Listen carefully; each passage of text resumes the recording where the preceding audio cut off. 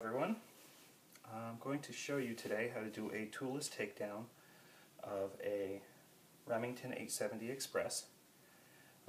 This is going to just show you how far you can take it down without using any tools at all, just your hands. And I'm also going to talk to you about the different parts of the gun, just to give you the official names for everything. So starting at the back, we have a recoil pad, stock, and a grip.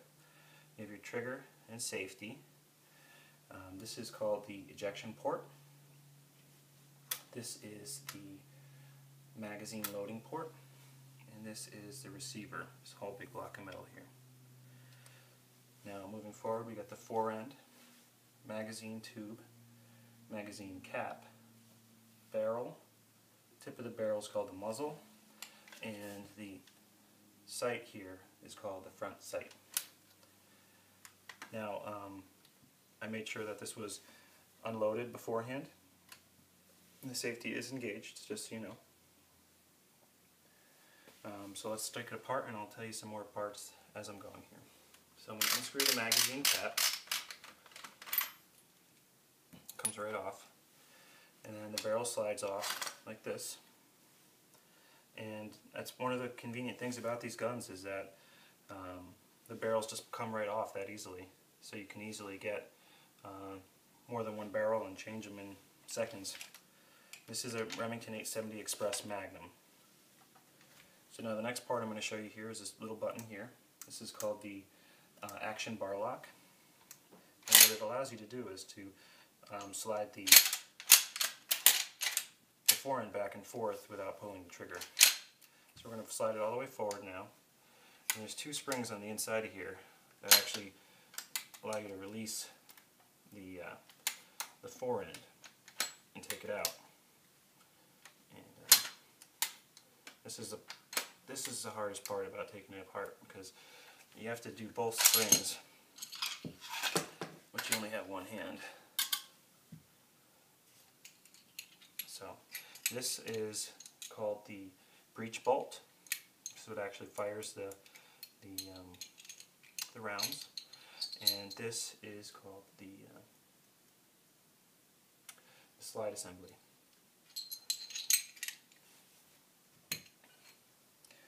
Now we have the magazine cap here,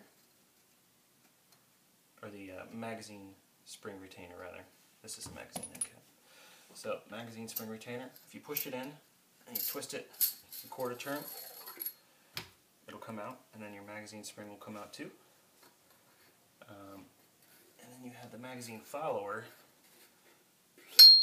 which is what follows behind the spring here and actually pushes on your rounds. So if you can imagine, your round is in the tube here,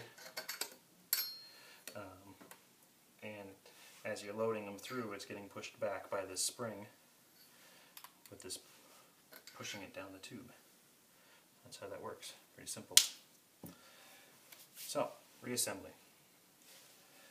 I'm going to put this back in, and there's two little grooves on top and bottom. You're just going to line it up. That's it. Put the spring back in, and we're going to line up the grooves on this, and twist it a quarter turn with your fingers, and you're good. Now, we're going to put this forend back on. And again, this is the hardest part. You got those little springs you got to deal with. You put this back in. There's only one way for it to fit, so you can't get it wrong.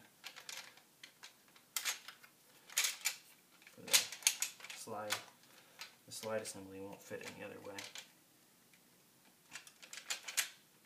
So once it starts going back, you have to deal with those springs again on both sides, and then you're in.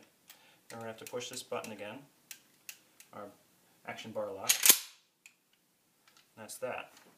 Now we're just going to slide our barrel back on.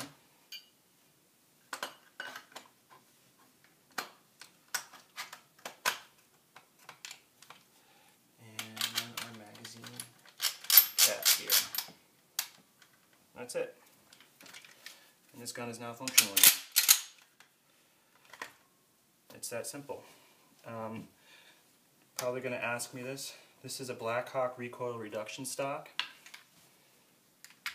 Here, it's adjustable for different size shooters. Has a really good recoil pad here. It's called a limb saver pad. It works really well. Very soft. Also, there's a spring assembly that runs down the grip, and a spring assembly here that absorbs a lot of the recoil. And I've shot some, double O buck out through this, and it's almost no recoil at all. The front grip, I believe, is an ATI. You can double check that, but it comes with 3 rails here, and you can put whatever you want on here. Put one here, here, and here. I'm only using 2. The third one I chose not to use because of how I hold it when I'm cycling the rounds, because my thumb goes right where that one would be, so I chose not to use it. And you can see, if I was left-handed, it's kind of inconvenient. I mean, you can hold it back here, but I got big hands. So. And then I put a flashlight on the bottom in case there was a